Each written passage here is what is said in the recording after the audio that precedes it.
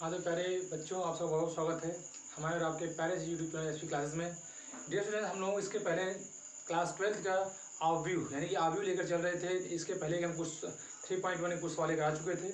आज हम उसके आगे से कंटिन्यू करने वाले हैं। तो क्वेश्चन नंबर 6 तक आपको मैंने बता रखा है ना। क्वेश्चन नंबर 6 तक आपको बता रखा है। क्वेश्चन नंबर 7 से आपको मुझे बताना है। तो आपका स्क्रीन पर लिखा गया क्वेश्चन नंबर 7। देखिए आपका क्या है, दिया है समीकरण ये यानी आव्यू इतना इस आव्यू के बराबर है, मतलब ये समीकरण जो है इसके बराबर है। तो हमें ए बी सी का मान निकालना है। ठीक है, मतलब ये आव्यू इस आव्यू के बराबर है तो हमें ए बी सी और डी का मान यहाँ से फाइंड आउट करना है। तो चलिए देखते हैं ए बी सी और डी का मान कैसे यहाँ निकलेगा।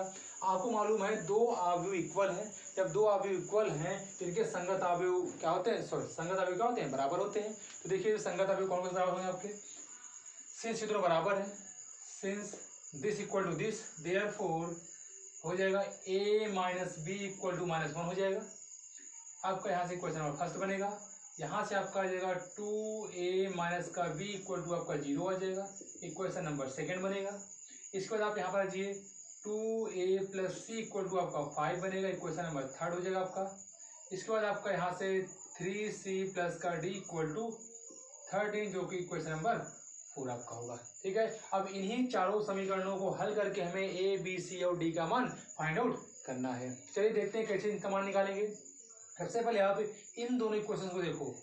अगर इन दोनों समीकरणों को आपस में हम क्या करें, घटा दें तो बी आपका कैंसिल आउट हो जाएगा। आपका विलोपन विधि से इनको हल कर सकते हैं ना। समीकरण 1 माइनस 2 से समीकरण 1 माइनस 2 इसको हल करेंगे आपका क्या हो जाएगा। देखिए A minus B equal to -1, 2a minus B equal to 0।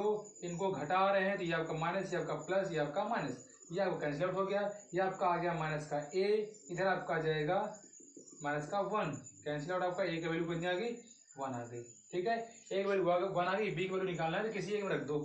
समीकरण 1 से एक में रखेंगे, a का मान आपका हो जाएगा 1 माइनस बी इक्वल टू आपका -1 हो जाएगा। ये -1 को इस तरफ ले जाओ, b को उस तरफ ले जाओ, आपका b की वैल्यू हो जाएगा 2। ठीक है, बी की वैल्यू 2 आ गई। ए और बी का मान आ गया। ए का मान इसमें थर्ड वाले रख दो, आपका सी का मान आ जाएगा। देखिए ए का मान आप थर्ड में समीकरण 3 से, समीकरण 3 में अगर ए का मान रखते हैं तो ये क्या जाता है आपका, ए का मान आपका है 1, 2 into 1 plus C equal to आपका है 5। 2 आएगा यहाँ से, सी को 2 को उस साइड ले जाओ, सी वैल्यू 5 माइनस 2। आपका यहाँ से सी की वैल्यू क्या आ गई, 3। सी की वैल्यू 3 आ गई। ए बी सी की वैल्यू आपकी आ गई। डी की वैल्यू और बची रह गई है। आप सी की वैल्यू मालूम है, यहाँ पर रख दो फोर्थ में, आपका डी का मान आ जाएगा। समीकरण 4 से, समीकरण 4 से, समीकरण 4 में आते हैं यहाँ क्या आ जाएगा आपका 3 इंटू सी का मान 3 निकला है, 3 प्लस का डी इक्वल टू 13, 3 3 जा 9 प्लस का डी इक्वल टू 13। उसको डी का मान आ जाएगा 13 माइनस 9, डी इक्वल टू आपको कितना आ जाएगा 4, है ना। क्या आ गया था, ए इक्वल टू आपका 1 आया, बी इक्वल टू आपका 2 आया, सी इक्वल टू आया आपका 3 और डी इक्वल टू कितना आपका 4। यही क्या हो गया आपका आंसर हो गया, है ना। तो ये जल्दी इसको नोट करिए। नेक्स्ट क्वेश्चन लेके चलते हैं हम लोग। ओके, नोट करिए। तो स्टूडेंट्स, आपका 3.1 में जो आपका क्वेश्चंस थे वो आपके खत्म हुए। आपके पास ऑप्शनल क्वेश्चन है 2-3, इसको आप लोग कर लोगे अपने मन से, आपके लिए होमवर्क है ना। आप लोग होमवर्क करके कमेंट करिएगा कि आंसर क्या आता है तीनों क्वेश्चन। ओके, ठीक है। देखिए अब आते हैं हम आगे 3.2 के कॉन्सेप्ट के बारे में देखते हैं। 3.2 का जो उसके पहले कॉन्सेप्ट है उसको समझते हैं। तो 3.2 समझने से पहले कुछ कॉन्सेप्ट हैं, जैसे दो आव्यूहों का योग, है ना, या उससे ज्यादा आव्यूहों का योग, एडिशन ऑफ मैट्रिक्स, आव्यूहों का योग, एडिशन ऑफ मैट्रिक्स को समझने से पहले सबसे पहले आपको ये ध्यान देना है कि दो आव्यूहों को आप कब जोड़ सकते हैं, दो आव्यूहों को कब ऐड कर सकते हैं, इसको समझना है आपको। मैंने देखो ये बात समझना है कि दो आव्यूह को या तीन आव्यूह जो भी है, जितने भी आव्यूह को आप ऐड कर रहे हो तो उनके संगत अवयव को ही जोड़ा जाता है ना। अवयवों को जोड़ते समय उनके संगत अवयवों को ही जोड़ा जाता है। जैसे मैं आपको बोलूँ, एक एग्जांपल दूं, यहाँ पर A11 है, A12 है, A13 है, A1 सॉरी यहाँ 13 है, 221 हो जाएगा आपका, और A22 हो जाएगा। ठीक है, एक दूसरा अभी मैं देता हूँ आपको, जैसे के साथ जोड़ने के लिए देता हूँ आपको A11, A12, A21, A22, इनको आपको ऐड करना है। ठीक है, अगर इनको ऐड करना है तो क्या करोगे, इनके संगत अवयवों को जोड़ लोगे, है ना। इस अवयव में प्रथम पंक्ति का प्रथम अवयव जो है उसको इस अवयव के प्रथम पंक्ति के प्रथम अवयव से जोड़ेंगे, यानी कि A11 प्लस A11 हो जाएगा। पहली पंक्ति के दूसरे अवयव को पहली पंक्ति के दूसरे अवयव जोड़ेंगे, आपका हो जाएगा A12 प्लस A12 हो जाएगा। इधर दूसरी पंक्ति का पहला अवयव जोड़ेंगे, दूसरी पंक्ति का पहला अवयव इधर भी लेंगे, आपका हो जाएगा A21 प्लस का A21। इधर आएंगे तो A22 प्लस का A22। इससे एक बात तो क्लियर हुआ, अगर हमें जोड़ना है दो अवयवों को, हमें दो अवयवों को जोड़ना है, अगर मान लो इसमें क्या होता, ये जिस कोटि का है ये भी उस कोटि का ना होता, मान लीजिए, थोड़ा सोचिए आप लोग, यहाँ पर अवयवों की संख्या बढ़ जाती है आपकी, A13, A1 सॉरी 2, 3, तो सोचिए क्या ये इससे जुड़ पाता, क्या इसके सारे के सारे संगत अवयव से जुड़ पाते? नहीं, बिल्कुल नहीं।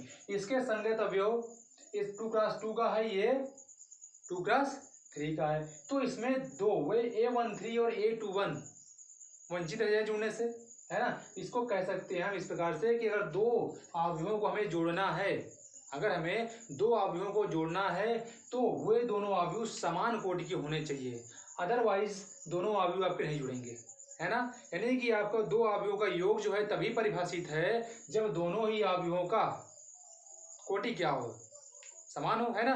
दो अवयव की बात करें या तीन अवयव की बात करें या चार अवयव की बात करें, जितने भी अवयव हों उनको आप अगर ऐड कर रहे हो वो तभी आपके ऐड होंगे जब वे क्या होंगे, समान कोटि के होंगे।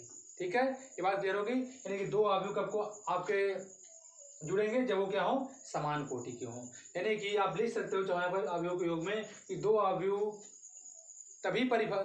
का योग तभी परिभाषित होता है जब दोनों ही अवयव क्या हो, समान कोटि के हों। या लिख सकते हो आप लोग, दो या दो से अधिक अवयवों का योग तभी परिभाषित होता है जब वे सभी अवयव क्या हो, समान कोटि के हों। ठीक है, ये आपका हुआ अवयवों का योग। अगर अवयवों का योग आप समझ गए हो तो अवयवों का अंतर भी सेम ऐसा ही है। देखिए अवयवों का अंतर क्या होता है।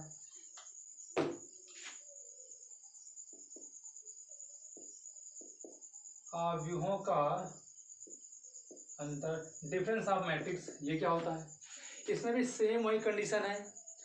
अब यहाँ देखिए दो अवयवों का अंतर निकालेंगे हम लोग, है ना। दो अवयव तभी एक दूसरे से घटते हैं जब वो समान कोटि के हों, और यहाँ भी वही आपका सेम क्या है, पैटर्न है कि संगत अवयव से घटते हैं।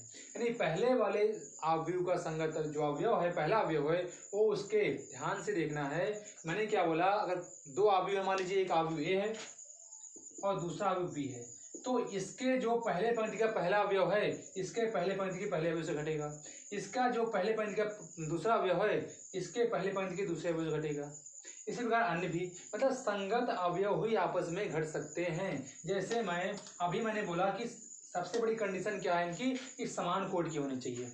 अगर कोटि समान नहीं हुई तब भी क्या होगा आपका, यहाँ पर अंतर, अवयवों का अंतर परिभाषित नहीं हो सकता। यानी अवयवों का अंतर तभी परिभाषित है जब वे समान कोटि के अवयवों के बीच अंतर निकाला जाए। कह सकते हैं कि जब समान कोटि के अवयवों के बीच अंतर निकाला जाए तभी दोनों का अंतर परिभाषित है, अदरवाइज परिभाषित नहीं है। ठीक है, तो आइए देखिए कैसे एग्जाम्पल से समझाते हैं आपको। जैसे आपको 2, 3, 4 है, 5, 6, 7 है, एक अवयव है, ये आपका मान लो दूसरा अवयव 1, 5, 3, 2, 9, 7। अब हमें निकालना है a माइनस का b, दो अवयवों का अंतर निकालना है। तो ये क्या हो जाएगा, देखिए मैं आपको बोला संगत अवयव घटते हैं इनके, इससे यह 2 - 1, ए में से बी कर रहे हैं, ए में से बी को घटा रहे हैं, तो क्या हो जाएगा 2 - 1, 2 - 1 हो जाएगा। मतलब कितना आ जाएगा, डायरेक्ट लिखते हैं हम लोग, 2 - 1 यानी कि 1 आ जाएगा।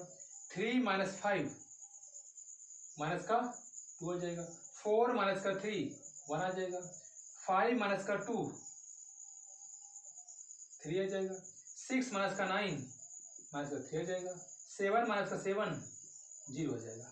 तो ये हुआ दो अवयवों का अंतर। मैंने आपको सबसे मेन इसमें सबसे महत्वपूर्ण बताया कि दो अवयवों का अंतर तभी परिभाषित है जब वे दोनों ही अवयव क्या हो, समान कोटि के हों। ये बताइए इस अवयव का कोटि क्या है, 2x3। इस अवयव का कोटि क्या है, 2x3। इस अवयव का कोटि क्या है, 2x3। एक बात और आपको ध्यान देना है, योग हो या अंतर हो, योग हो या अंतर हो, उनका योगफल निकाले, गुणनफल निकाले, तो अवयव दोनों अवयव जिस कोटि के होते हैं, योगफल या अंतर भी उसी कोटि का आपका आता है। ठीक है, योगफल या अंतर भी आपका उसी कोटि का आता है। क्लियर है चीजें? तो आगे चलते हैं। योग की बात करते हैं। अवयवों में अवयव का अचर से गुणन, बोल सकते हैं अदिश, किसी अदिश संख्या से गुणा करते हैं, अदिश या अचर से गुणा, अवयव का अदिश से गुणा, अवयव का अदिश से गुणा। अब देखिए अवयव का अदिश से गुणा का मतलब क्या हुआ, अवयव का अदिश से गुणा का मतलब ये है कि कोई अवयव उस अवयव में किसी संख्या से किसी अचर पद से गुणा करते हैं। ठीक, जैसे आपका ए कोई दे रखा है इस प्रकार से, ए आपका मान लो कोई अवयव है इस प्रकार से, A11, A12, A13, A21, A22, A23, A31, A32, A34, मान लो ये आपका अवयव दिया गया है।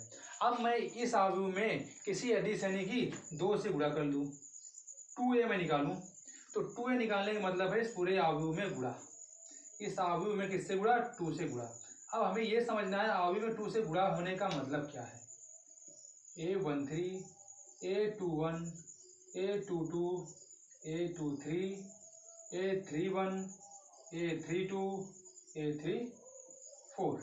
अब समझिए, अगर हम किसी भी अवयव में 2 से गुणा कर रहे हैं, तो ये जो 2 से गुणा है, बोल सकते हैं किसी भी अदिश से गुणा कर रहे हैं, किसी भी संख्या से गुणा कर रहे हैं, तो ये जो गुणा कर रहे हैं, ध्यान से देखना है, ये प्रत्येक अवयव में गुणा हो जाता है। किस कहाँ हो जाता है, प्रत्येक अवयव में इस संख्या यानी किसी भी अवयव में 2 से गुणा करने पर पूरे के पूरे अवयव में 2 से गुणा हो जाता है। बोल सकते हैं कि अवयव के अंदर प्रत्येक अवयव में 2 से गुणा हो जाता है।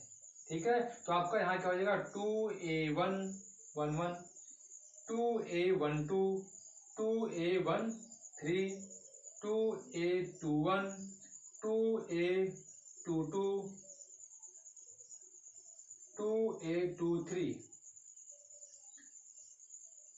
2a31, 2a32, 2a33। ठीक है, समझ आएगा आप लोगों को? देखिए इसमें कुछ है नहीं आपका, ठीक है, बड़ा इजी टर्म है आपका। इसमें क्या सिंपल सा एक बात सबको सोचना है, किसी भी अवयव में आप किसी भी अदिश से किसी भी संख्या से गुणा करते हो, तो वो संख्या अवयव के प्रत्येक अवयव में गुणा हो जाता है। जैसे ये देखिए, है ना, मैंने क्या किया, सारे के सारे अवयव में 2 से गुणा कर दिया। क्लियर हो गया? अवयव गुणन समझ में आ गया आपको क्या होता है अवयव गुणन? ठीक है, तो ये हुआ अवयव का गुणन, आपका अवयव का योग हो गया, अवयव का अदिश से गुणा हो गया। ठीक है, ये चीज हो गया।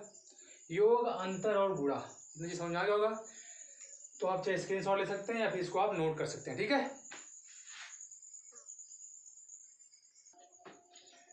ध्यान देना है। अब अवयवों के गुणन के कुछ गुणन बोल सकते हैं या बोल सकते हैं कि अवयवों के योग के कुछ गुणधर्म देख लेते हैं। जैसे आपका पहला योग का गुणधर्म है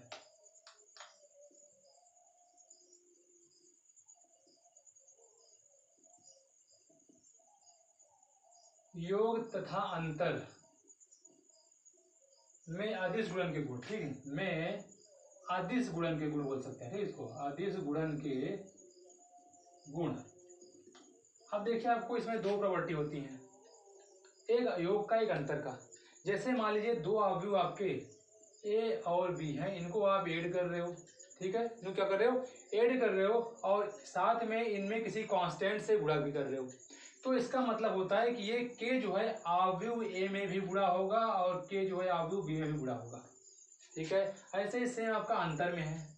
अगर किसी भी 2 अवयवों के अंतर में आप किसी कांस्टेंट से गुणा कर रहे हो, इसका मतलब है वो ये के जो है अवयव ए में भी गुणा होगा और अवयव बी में भी गुणा होगा। इसका मतलब ये होता है। ठीक है, क्या हुआ बातें? या आप सिंपल सा कह सकते हो जो इनका अंतर आएगा इनके अंतर के प्रत्येक अवयव में कैसे गुणा कर दो, ये बोल दो, या फिर बोल दो अलग अलग इनसे इनमें गुणा कर सकते हैं। ठीक है, ये आपकी दो प्रॉपर्टियां हुई इनकी। ठीक है डियर स्टूडेंट, तो हम ध्यान देते हैं इसमें इस अवयव का सबसे इंपॉर्टेंट चीज, दो अवयव का गुणन। दो अवयवों का गुणन कैसे हो सकता है इसको ध्यान देते हैं। सबसे इंपॉर्टेंट टॉपिक है इस पूरे अवयव का। तो दो अवयव गुणन,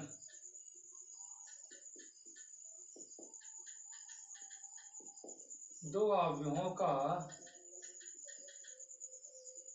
गुणन।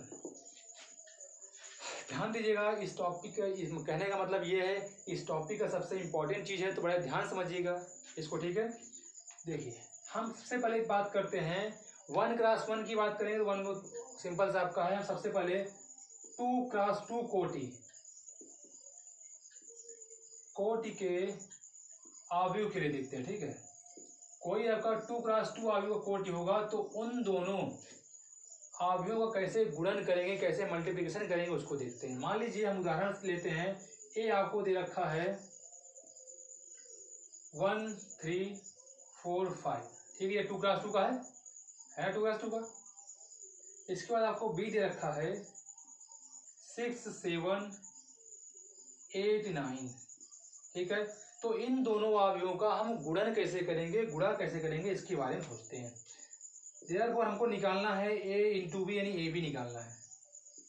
ए बी निकालने का मतलब आपका देखो, जब आपका 1 3 4 5, ये आपका है 6 8 7 9। तो डियर स्टूडेंट बड़े ही ध्यान से देखिएगा कैसे इसका गुणा होता है, बड़ा ही मजा आएगा आपको, बड़ा इंटरेस्टिंग है ये। देखिए क्या होता है इसमें, जो पहले आपको अवयव दिख रहा है, पहला वाला अवयव, पहले वाले अवयव को के पंक्ति को लेते हैं और दूसरे वाले अवयव के पहले स्तंभ को लेते हैं। ठीक है, क्या करेंगे, इस पंक्ति का इन दोनों स्तंभों के संगत अवयव से गुणा करेंगे और इस पंक्ति के सभी अवयव का इस स्तंभ के संगत अवयव से गुणा करेंगे। मतलब इसके संगत इसमें ये है, इसके संगत इसमें ये। इस पंक्ति में ध्यान देना, इस पंक्ति में इस स्तंभ के जब से गुणा करेंगे तो ये वाला अवयव इससे गुणा होगा, ये वाला अवयव इससे गुणा होगा, दोनों में प्लस लग जाएगा। ठीक है, ध्यान देना मैंने क्या बोला, अगर इनका गुणा करेंगे तो इस पंक्ति का सबसे पहले इस पंक्ति का गुणा इस स्तंभ में होगा, तो 1 का गुणा 6 में होगा, 1 इंटू 6।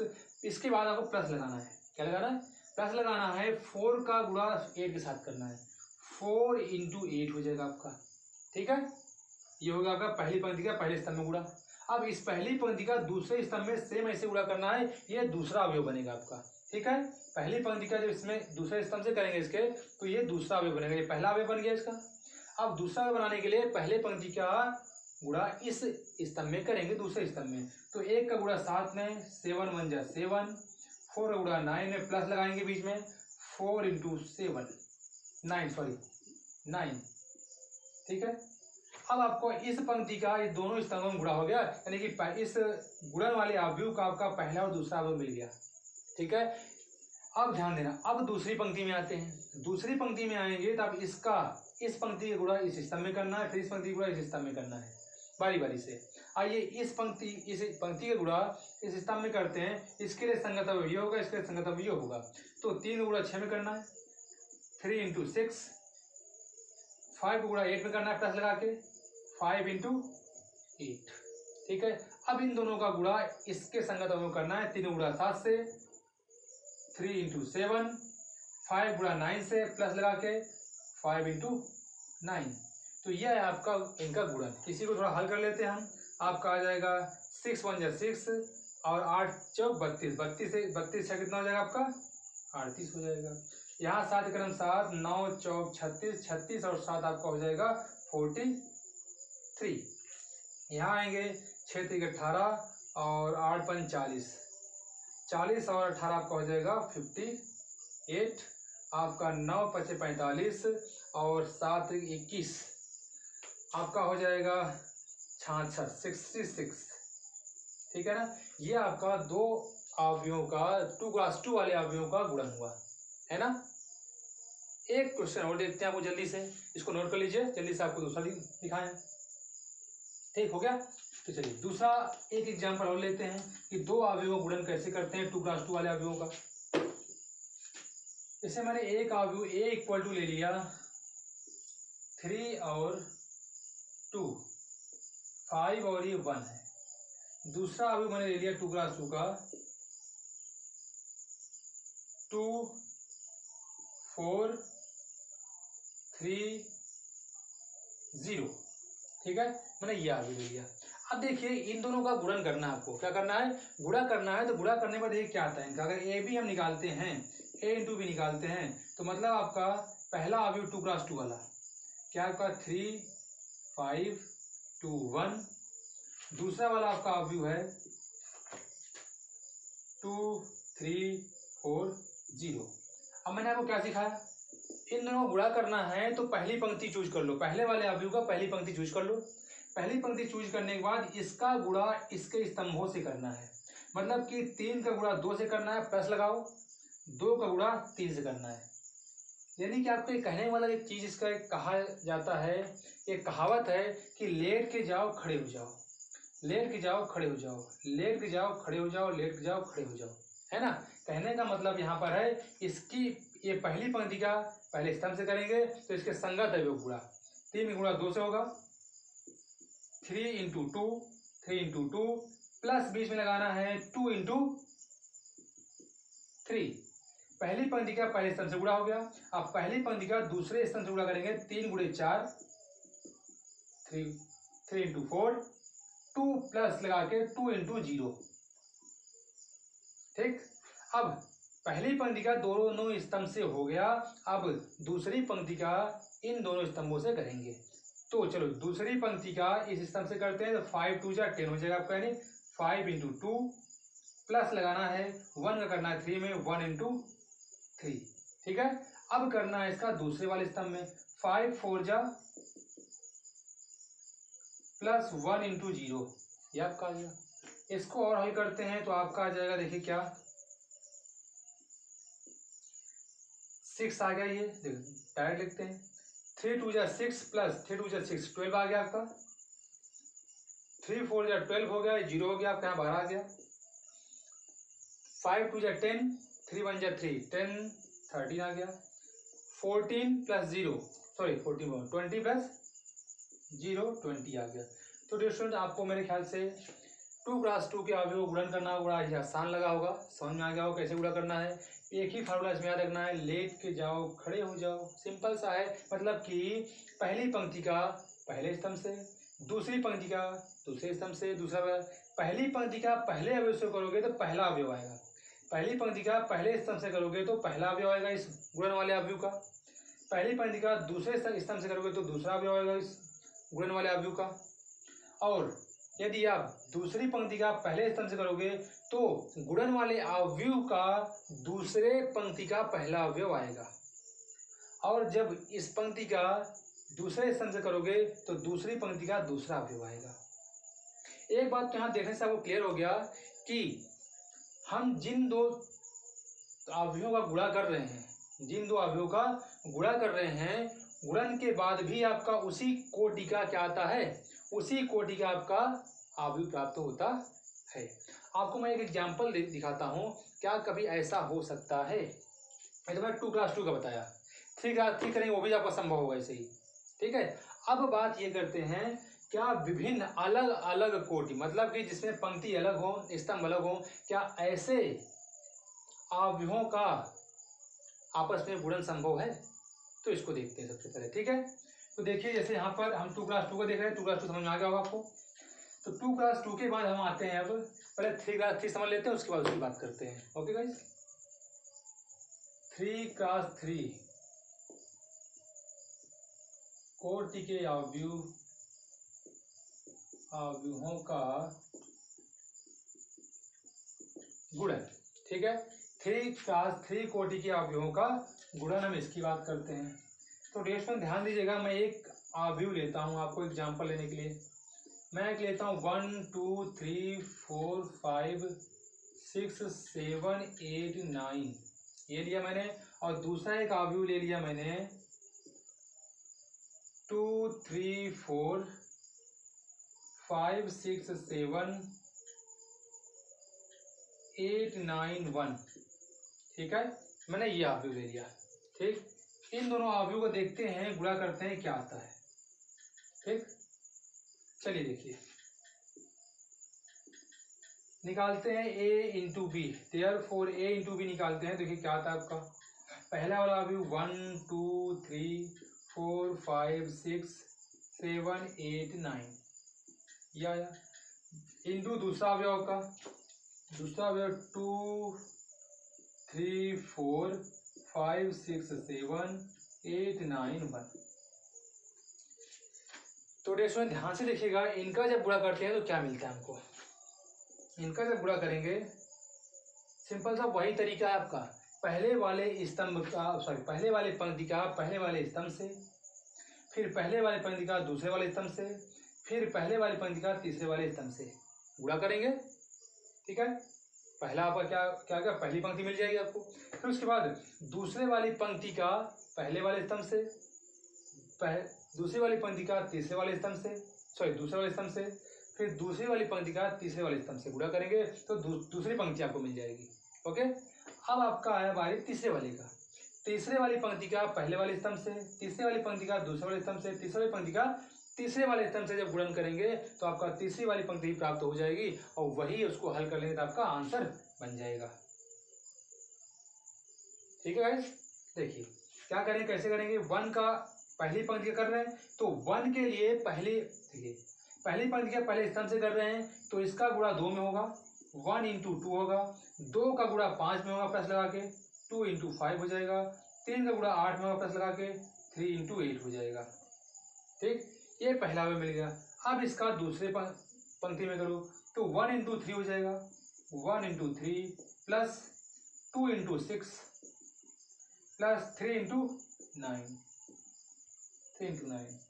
इसके बाद आते हैं इसका तीसरे वाले में करते हैं तो आपका क्या हो जाएगा, 1 इंटू 4 प्लस 2 इंटू 7, ठीक है आप लोगों को,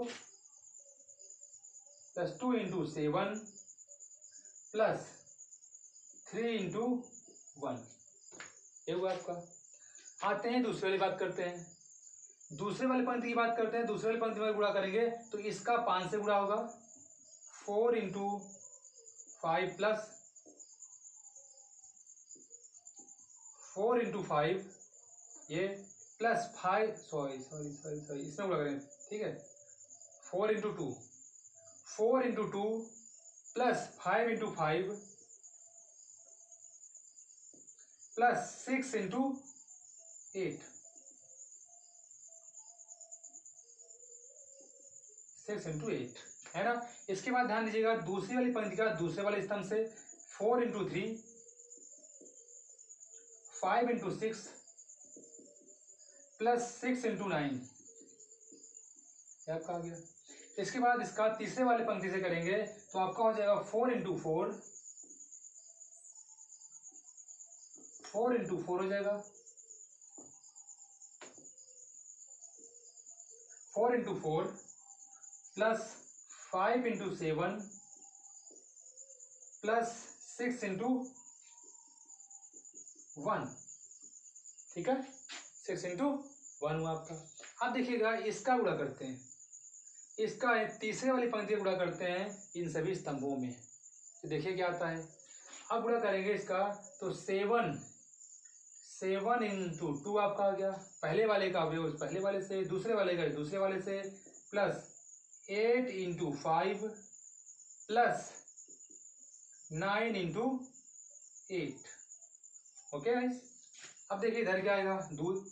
अब इसका दूसरे वाले स्तंभ से करेंगे तो 7 इंटू 3 हो जाएगा, प्लस 8 इंटू 6 हो जाएगा, प्लस 9 इंटू 9 हो जाएगा।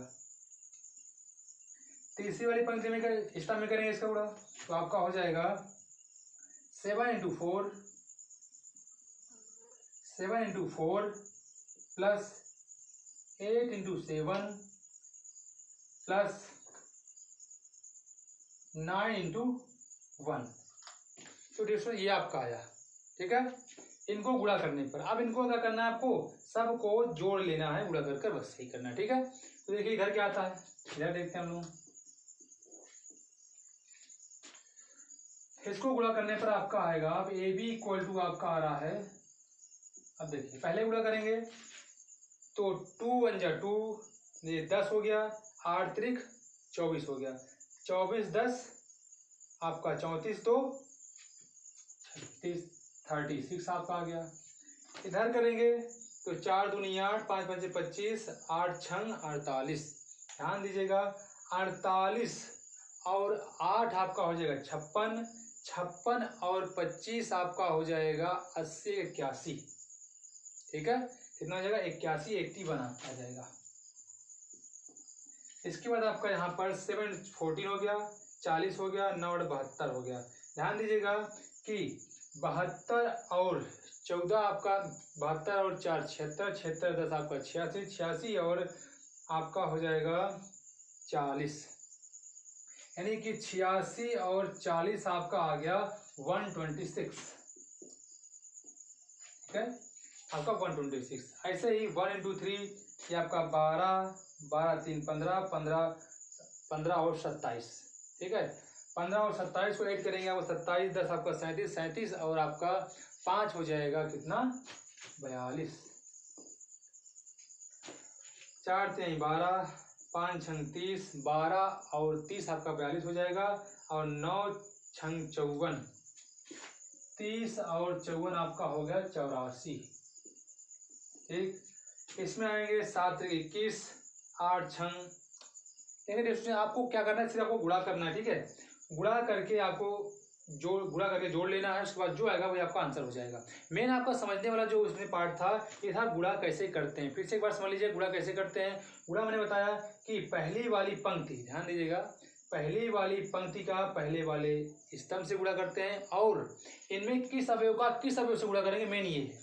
जैसे इसका पहली पंक्ति लिया आप लोग, पहली पंक्ति का इस वाले स्तंभ के पहले अवयव से करेंगे, पंक्ति के दूसरे अवयव का स्तंभ के दूसरे अवयव से करेंगे, और पंक्ति के तीसरे अवयव का स्तंभ के तीसरे अवयव से करेंगे, और सबको जोड़ देंगे जैसे यहाँ लिखा मैंने जोड़ा है।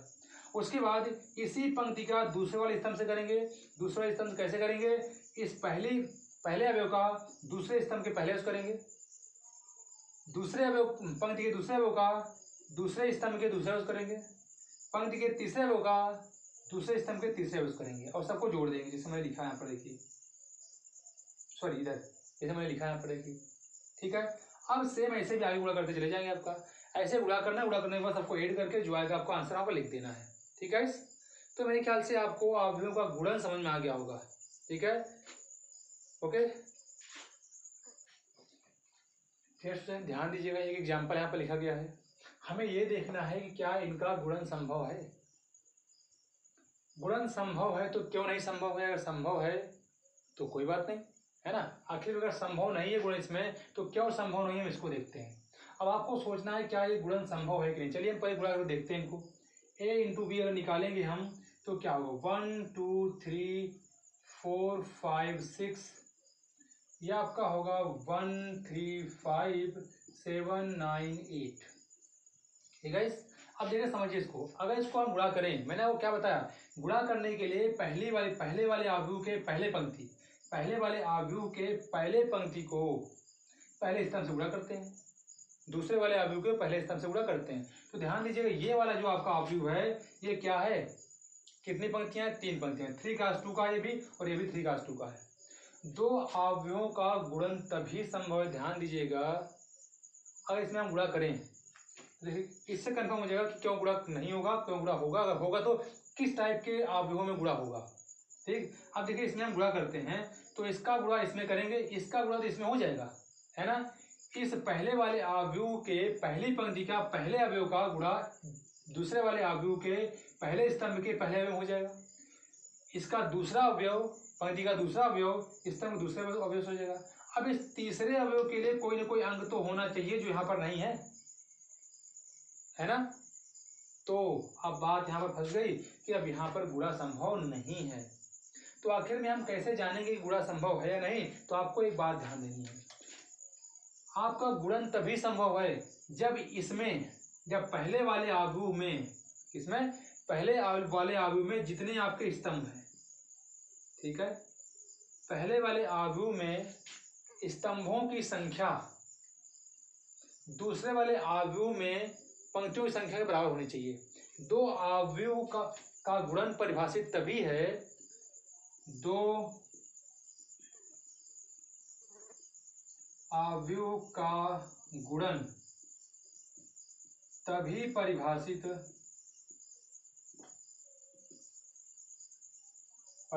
है जब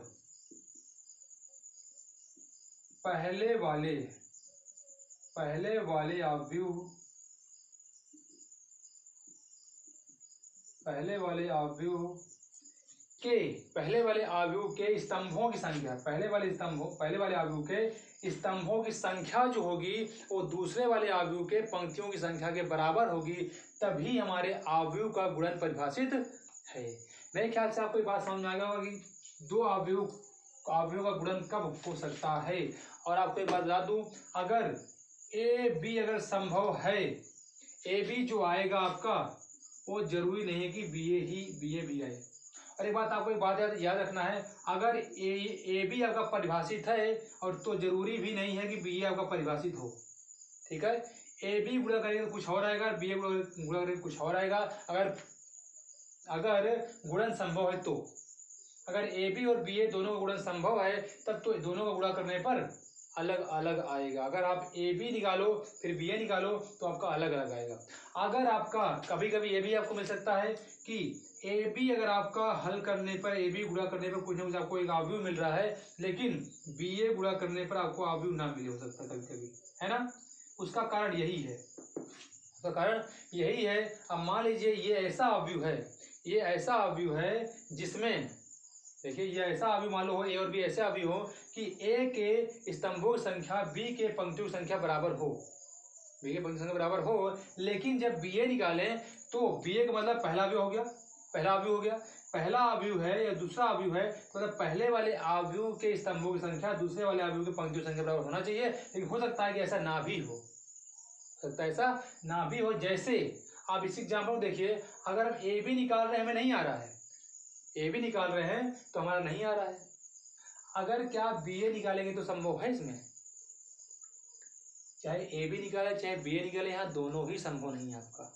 ठीक है, ए बी निकाले बी ए निकाले दोनों ही आपका यहाँ पर संभव नहीं है। तो डियर स्टूडेंट्स, आपको गुणन के जो तरीका था गुणन के वो आपको समझ में आ गया होगा, किस प्रकार से दो अवयव गुणा करते हैं और गुणन कब संभव है।